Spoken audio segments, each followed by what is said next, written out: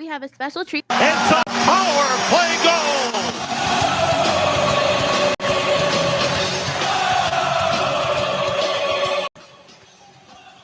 You are listening to Ranger Talk Thursday with Val, only on WICR, Iona College Radio.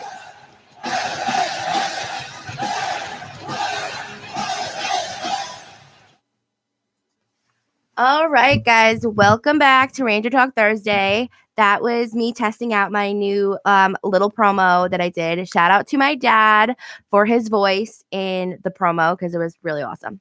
So yeah, clearly we have a very special guest. This is Andrew. What's up, guys? Yeah, I want to tell everyone about yourself. All right, thank you very much. So I'm a freshman here at Iona. I have my own radio show Tuesdays at 11. But Val offered to bring me on, and you know what? Couldn't say no. It sounded like fun, so why not? Yeah, he's also a big Ranger fan. We had like a whole discussion on Instagram, and that's really how that started. Yeah. I forgot what the post was originally, but Something about the alternate captains, I yes. think. Yeah. Yeah, so we had a whole discussion, and it was like, hey, you know your stuff. Let's come on my show. And he woke up really early to be here. So thanks. Yeah, no problem. I mean, hockey is one of the things I don't get to talk about on my show, which I do talk all sports, but I don't get to talk hockey. So I figured I'd come on here and talk it up with you for a little bit. So why don't you talk about hockey? It just doesn't really fit into my schedule on sports because I cover baseball, I cover college football, I cover professional football, and that barely squeezes into the full hour I get. Okay. So hockey, maybe when baseball season kind of winds down, maybe when football season kind of winds down, I can move over a little bit into hockey. But as of right now, with hockey just starting, all these other sports kind of already in motion, baseball's in the playoffs. Football's in the heart of the season. It's a little hard to fit in. Yeah, no, I get that. And especially with the Rangers having this like crazy schedule of not playing. Yeah, I don't know what this is. This is like the second time. Right before Edmonton, they had this huge break. And then now in between Edmonton and the Devils. Yeah. Yeah, about 3-4 days rest at least? Yeah, and I don't personally think it's good for them because I know in the beginning they had such a momentum. They were winning and they were playing really well. And I mean, I don't know what you think, but like I think the Oiler game, they kind of lost it a little bit. The Oiler game started out very similar to all the other games the Rangers struck first, but as the game kind of went on, they just seemed kind of flat. I mean, I don't know, any Ranger fan can attest. Whenever you watch a Ranger game, you see two types of games. You can tell when they're going to win, you can almost tell when they're going to lose. When you can tell when they're going to win, they're all energetic. It's a fast-paced game, a lot of passing, but then you get to these slower paced games, and every time I see one of these slower paced games, I'm like, oh, geez, here we go again. They're probably going to lose. Yep. Because you got these slower paced games, and they just don't come out with the same energy.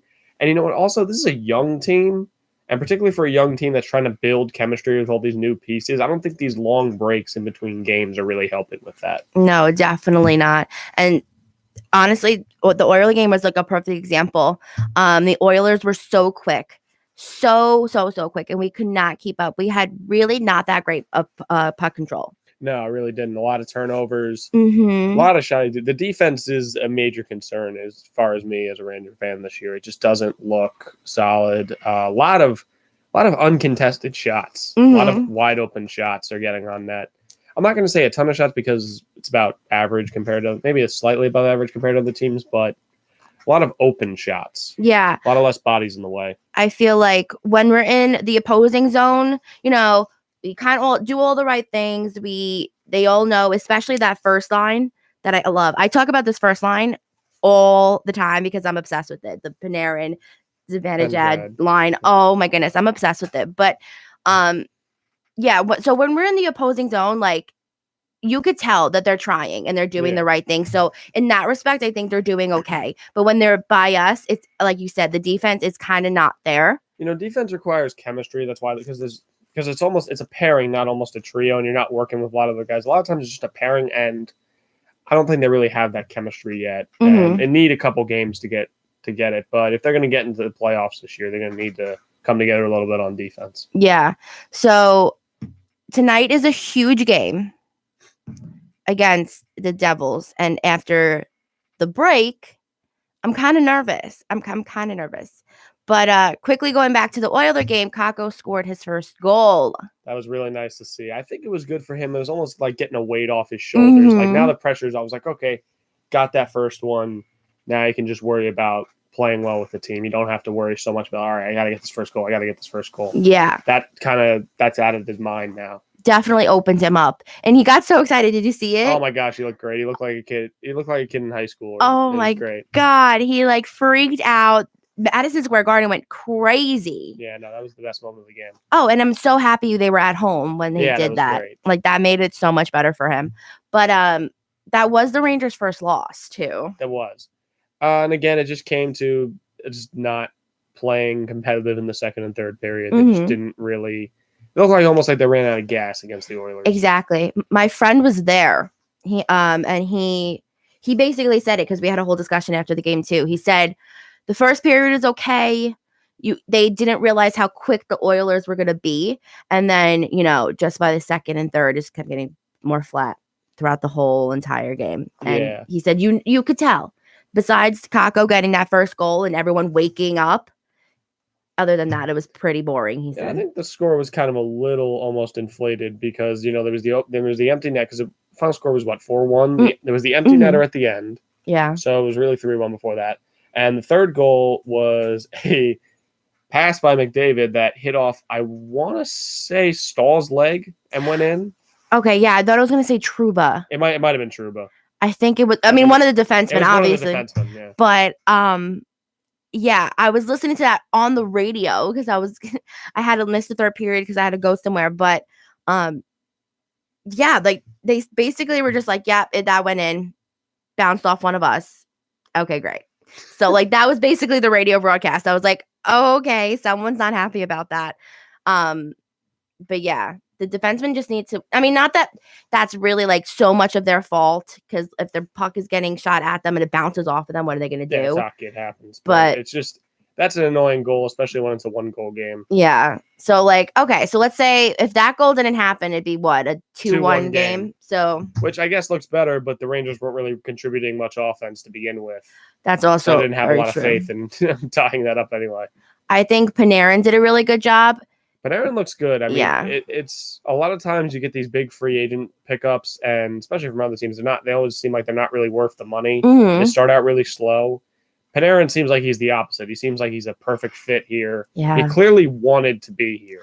Oh, that was clear in the offseason. Do you follow him on like any social media? I don't yet, but I probably will. It definitely seems happy to be here, from what I can tell. He posts about New York and like just being a Ranger all the time. It's so like refreshing because I'm like, wow, like you're actually super excited to be here. Not that our Rangers aren't, but like you can tell he posts like every you can tell week. He really likes to be here. Yeah. But going back to the game, like he got the puck. He does a crazy, amazing movements with that puck. He knows how to move that. He does. And he's in the offensive zone. No one else is with him. Yeah, he kind of got stranded a few times in that game. It looked kind of deflating.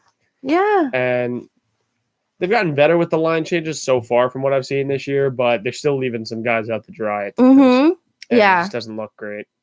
Yeah, but I mean, we were bound to lose one. Yeah. I just didn't want it to be the Oilanders. Did you hear that? Oh my God. The Oilers because they were undefeated already. Yeah. So you know what? Looking ahead to tonight, you got the Devils. Mm-hmm. Jack Hughes is going to be looking to really go off today because he hasn't gotten his first goal. Keiko has. Hughes has not. And, of course, these two were compared the entire draft process. Oh, yeah. And the Devils in particular, basically this season, this is their audition for Taylor Hall. His contract's up. He's their best player. They want him to stay. They need to show him that they can actually play. Yeah. And so far, they're They're really You would not think that because of the off-season They've got players. so many pieces, but sometimes they've got a lot of pieces, but a lot of players with a lot of personality. When you look at this, you got Hall, Simmons, Subban. That's a lot of Miles Wood, Nico Hischier. Like it goes on. A lot of personalities, and you see it in all sports. Sometimes when you mix that many types of players together, it's not always a good fit. It either works seamlessly or it's a mess. And that's exactly the points I keep making up every time I mention the Devils. That I feel like it's so many personalities, like you said, coming together is just not blending, because who wants to be the top player? Yeah. You have all these top players. You can't have all that. That's why it Can't just have doesn't one. work. It just doesn't work. I know. And like, That's why I think if you look back, I don't remember if it was last year or the year before, the Vegas Golden Knights in their first year go to the Stanley Cup. God. You know, the main reason I look back, I'm like, okay, why did they actually make the cup? Well, two reasons. Fleury decided to have a flashback to like 3 years ago. Oh my God. And, you know, the rest of the team was just a bunch of second liners, and they just kind of gelled really well together. Yeah, no, that team was crazy. I followed that team so closely. Because I think Fleury had a lot to do with it, though. No, yeah, it was definitely superior goaltending. I think they lucked out with the expansion draft with the Penguins having two really good goalies. They could only protect one. It was also coming off the Penguins, who were on a hot streak at that time. Yeah. So he was the backup at this time because they were just transitioning to Matt Murray. Yeah, but you know, he had that momentum still from that team. Which I don't. That team is another story. I don't think they're going to be that fabulous this year. But the Oilers did surprise me, because like I did a whole predictions show, and I said, I was like, I don't think that they're going to be like too fabulous. Like, I thought they were not going to be that good. They proved me wrong, because they're fast. Yeah, you know what? They've just built this team. Yeah. The way they want to build it, you know, McDavid, Draisaitl, a lot of those guys, they're just built to be speedsters with the puck, and it really helps them move efficiently. And a lot of times on some of these teams, who defenders tend to be on the wrong side of 30, who tend to be on the wrong side of 30. We're having technical difficulties, guys. Sorry. You know, defenders who tend to be on the wrong side of 30, it kind of just, they can just run past them almost. I love watching McDavid play. Like I mean, he's not a Ranger, but he's a generational player. He's special. He's definitely going to be like the Crosby and the Ovechkin, like of the next era. Yeah. Oh, for sure. For sure. So moving to one of the things I heard you talk about on your show before, and something that's kind of a running theme on your show, is the fact that the Rangers don't have a captain. Yes. And I know you have your pick. Your pick is probably Mika. Oh, my love muffin angel. Yes. Mika's a Vanjad. Yes. Quite honestly, I find the lack of a captain slightly concerning. And here's why. Yeah. It's not because I don't think they think who can lead this team. They clearly have guys who can lead this team, guys who've been here a while, or guys who are talented enough to lead this team. I don't think that's the issue.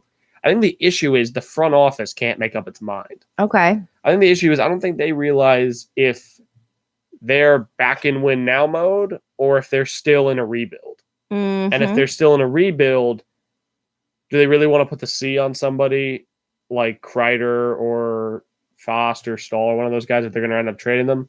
Because let's be honest, Stahl's gone after the season. His contract's up. He's gone. They're not re-signing him. And I know Kreider's up there too. Kreider's as trade bait. Kreider, if the Rangers are not a serious playoff contender by the trade deadline, I would not be surprised if he's traded. I wouldn't like him to. I like Kreider. Me too. But I could definitely see him being traded. There's definitely a team out there who's going to want a winger like him, a physical scorer. He's that kind of a player. And he's one of the fastest players I've ever seen. He's one of the faster players on the Rangers, and I don't think it'd be a good thing to lose him. Either. And then Fost is just a very underrated winger. I don't almost want to say underrated because he has a bit of a ceiling. He's never going to be a top scorer. He's never going to be a guy like that. But he's very good at his job. He's always great on things like penalty kill. He's a solid player. He knows his job. I feel the same exact way. Like I bought his shirt. I have his shirt.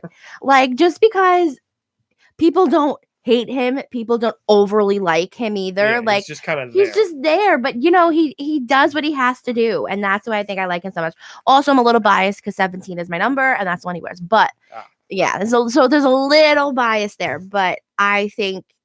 I agree. I'm so happy you agree with me because like I've been saying that he is just a good player. He's good. Like he's not But- great. He's not bad. He's good. Yeah. As far as my pick for the captain, I would probably go Zibanejad or Panarin Okay. as my pick. Personally, I'd go Zibanejad just because Panarin just because this is his first year. Yeah. But he's definitely a guy who you could put the C on Yeah. for the long haul because he's going to be here for a long time. Mm. You almost don't want to put the C on someone who's been here a while. You want to put the C on someone who's going to be here a while. Yeah. And I think both Mika and Panarin are going to be here a while, and they're going to be that first line for a few years at least. Yeah. I also think they have to look at, I mean, not that like us fans really have a say, but they also have to look at, the whole picture. Oh no, it definitely takes a And I think- merchandise sales. Yeah. Because whoever you put as the captain is going to have to be in the front of the line most of the time. The face. For the merchandise. And it's almost not like that on certain teams. Like you look at the Kings for the last few years, most people can't even name who their captain was. Yeah, no way. It was Dustin Brown for Yeah. a long period of time. And you had so many players that were so much better than him who were thrust in front. So some teams take different approaches to it. A lot of times in a city like New York, though, the captain has to be the face of your team. I remember like when Callahan was the captain, Oh, he was the most well-known guy around town outside of Henrik Lundqvist. yeah, my dad called him Captain Callie. That was his nickname for him. He was definitely one of my favorite players. It was very sad when he got traded, Oh. but I even feel even worse for him now because now I think his career is probably over with a lot of the injuries and stuff. That's funny you mention him. I'm pretty sure I read just now when I was looking on the computer. I'm pretty sure that I read that he's actually making his debut tonight Wow. just to, That'd be crazy. Play something. Because he got a scary injury. I want to say he was either Yeah. in the preseason or the offseason. Or maybe off season, I I think. think. And it didn't look good just because he was on the wrong side of 30 and he was getting up there Mhm. and didn't really know what Tampa Bay wanted to do with him. Yeah, and I don't know if he's just showing face just because he's on a team. Yeah. Like, I don't think it's going to be anything too serious, but I'm pretty sure that I read that he's making his debut tonight. All right, Which cool. is Well, good for him. Yeah. But, so wow. Oh, that's so funny that you brought that up. I just looked at that. I was like, oh, wow, that's interesting. I was like, I thought he was like not going to play. Yeah, I didn't think so either. But Mika, going back to Mika, I think he should be captain because in everything you see, well, if you look at all the Rangers' recent posts, he's the face The of the Rangers. He's face. the face of the Rangers right now. and right now I feel like our face is Henrik Lundqvist, and It will not be until he retires. He's just that kind of guy. yeah, and not many times I guess if you look in terms of hockey, like the franchise player can totally be a goalie, like it totally can be, but I'm saying like majority of the time it's not. Well, the goalie can't wear the C. Yeah, That's kind of the distinction. I don't know when that rule was put in place, but basically, the goalie never wears the C, mm-hmm. just because the goalie is almost so much of an individual position. Mm-hmm. Yeah, But yeah, you look at tons of teams. Their face has definitely been their goalie. You look at, you think? you look at the Kings. Jonathan Quick was definitely, I think, more the face. Maybe you could argue Anze Kopitar, but I think it was Jonathan Quick. Mm. Carey Price was, I think, definitely the face of the Canadians. I mean, you could argue Subban, but No. I think Carey Price was really the foundation there. Ever since he won the gold medal for the, Yeah. he was pretty much the face of that team. Yeah. I mean, I guess there's certain exceptions, but But most of the time, it's not. yeah. Because also the goalie is a faceless position. That's You don't also true. People take it for granted in sports. It's true. Who do you usually know better? A basketball player or a football player? Who do you usually know what they look like more? Usually you know what a basketball player looks like more because they don't wear a helmet. Yeah. Goalie wears a cage mask. The regular players wear a little visor. Unless you're So- Val and don't watch anything but hockey and the occasional baseball. So, unless you're me, I'm an exception. Don't follow me. But Kako did a little mini interview, just doing like a statement about the game tonight. And he goes, it's not a game against me and Jack Hughes, which is everyone's making it out to seem. It's just Devils versus Rangers. And I think that's going to more running themes of the season. I think that's going to be a big theme, is this whole Kako Hughes thing, this whole battle, which Yeah, the media loves to make storylines. mhm, And Kako Hughes is just gifted to them. It's just gift wrapped to them. You know, you got these two teams. They're right next to each other. They're rivals. You got Hughes. You got Keiko. They went 1-2 in the draft. Like, you can't gift wrap a present for the hype train any more than this. And as much as he wants to do that, I'm sure as much as the rest of the teams want to do that, it's going to end up in the media looking like Hughes and Keiko. Mm-hmm. And, you know, regardless, it's going to show that way playing tonight too. Yes. Because they're young kids. They're 18. The young kids and the big lights, it's gonna show. So they're gonna want to outshine each other regardless. It's just human nature that's gonna happen. And I think Hughes specifically now is definitely gonna look for a big game. Mm-hmm. Even more so than Keiko, because Keiko, you know, like I said, he's gotten that first goal out of the way. Yeah. Hughes hasn't, and Hughes, when he was coming out of the draft, was dubbed as the long-term better than Keiko, but wouldn't be as great right away. Mm-hmm. And it's showing. I think he kind of wants to abolish that little caveat that he has. Yeah. And if he has a big game tonight, he could be on his way to doing that. I just hope it's not tonight. He can have a big game. Yeah. Because I have nothing against him. Just not tonight. Any other team. Not tonight, yeah. But I know Lundqvist is not starting tonight either. Yes, which if you want to get into the Lundqvist subject, I guess here we go. Please, Ranger Nation, do not kill ourselves. Yeah, we're going to do that in another segment because the segment went pretty long. Sorry about that. Rangers talk gets intense. Okay, so we'll be back with the static. And so will the static, yeah. Yeah, sorry, I should have kept track of the